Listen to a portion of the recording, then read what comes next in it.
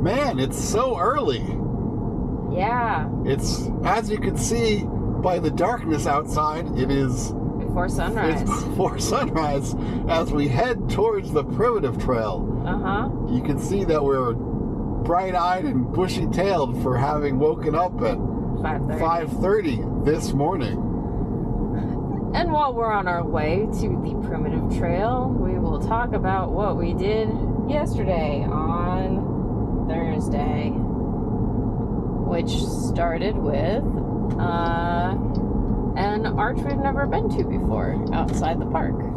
Yeah, we saw that there was a place called Corona Arch, which looks kind of like Delicate Arch, except it's not inside Arches National Park, so you can bring drones to it. And because we have a drone, well, we wanted to fly around there. It sounded like a pretty fun little hike. It definitely was. Like, it was a pretty hike. There was one part where you cross over some railroad tracks and they had like barbed wire making you do a snaky walk just to be like, no, you look and see if there's a train coming. Don't be a dumbass. There literally wasn't a train there for the entire 4 hours that we were there. No trains, but, you know, better safe than people getting crushed by trains. Yep. The trail included a part where you had to sort of like use an iron chain to go up the rock. Luckily, people had already worn in some footholds, or somebody had chipped in some footholds or something along the way.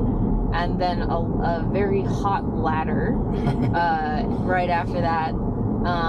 Yeah, they say the trail is dog scramble friendly. I'm not sure how a dog is supposed to scramble up an 8-foot ladder, but maybe there's another way around, or maybe they might be thinking of big dogs. Maybe they expect people to just carry their little poodles up the. But I think they would be very hot in their feetsies.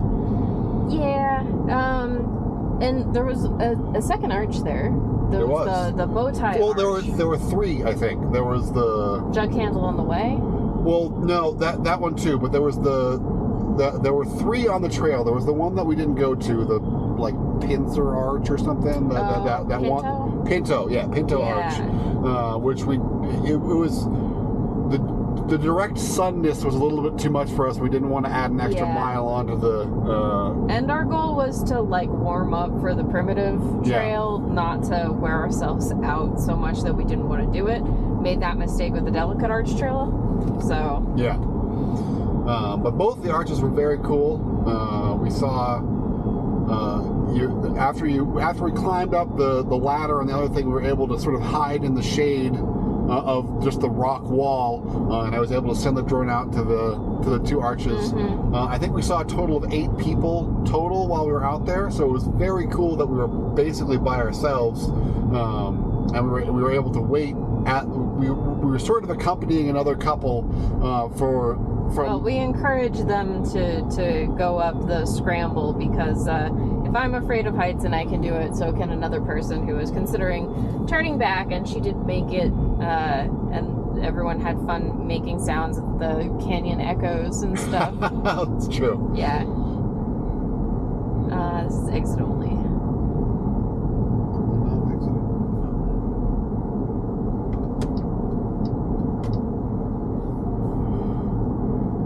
Stay in the left lane. Okay. But the bow tie arch was kind of fun because underneath it had like a little hanging garden of plants where water was trickling out of the wall underneath it. So that was pretty. But the Corona Arch itself was just gorgeous. Yeah. And there were lots of chipmunks that had clearly been fed by tourists. They were very, very, very interested in us. Sarah has a picture of one of them at my feet while I'm droning and not paying any attention to it. He's like, "Aren't you going to give me food? Yep. Aren't you going to give me food? Yep. Why haven't you given me food?" So that was beautiful. Great view, great place to rest, and because there's nobody else there, you can just kind of like hang in the shade of the arch and enjoy it. Definitely, probably recommend it over. Well, everyone should do Delicate Arch just because it's like iconic, but And it is beautiful at the end. Like, it's gorgeous there, but it's just it's a lot for that payoff. yeah, the path to Delicate Arch is significantly less scenic than the path to Yeah, it's just a whole bunch of rock scramble and boring scenery and lack of shade. But Corona Arch was gorgeous. After we were done with that, we had seen a sign on the way there that there was a place where you could see dinosaur tracks and petroglyphs. So we're like, oh, that sounds like a fun thing.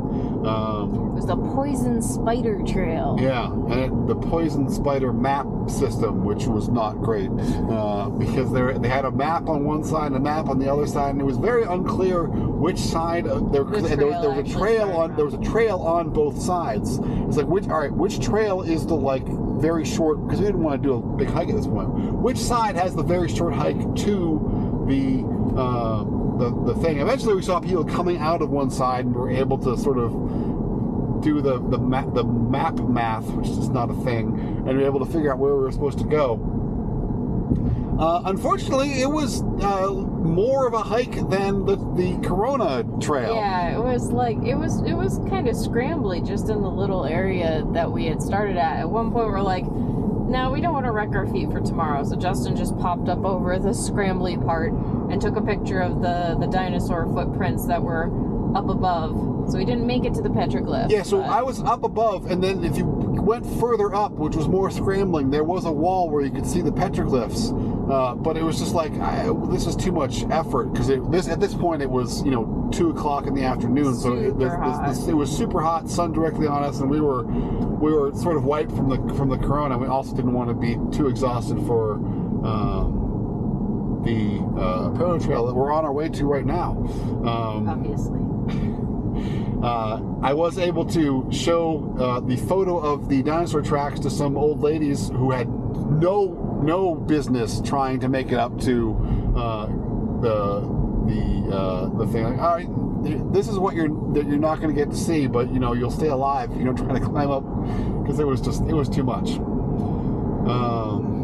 Yeah, they were very appreciative of that. And I think they just decided it was not the day for it. Yeah. Different day, different preparation, different time of day would work better. Which made perfect sense. Excuse me. For us too. So then we made our way back to the food truck section for more delicious food.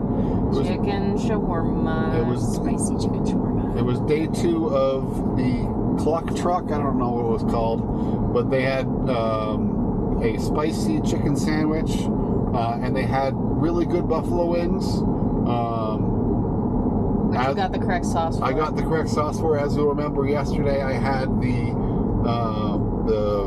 mango-y one, which was the wings were cooked very well, but the sauce was not mango-y enough, so it was a little bit of a minus. With the regular buffalo sauce, they were both amazing, and it was still too much food, but I still enjoyed every second of it.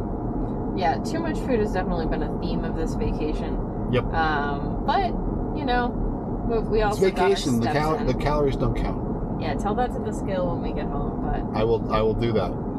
Yeah, that would help me out.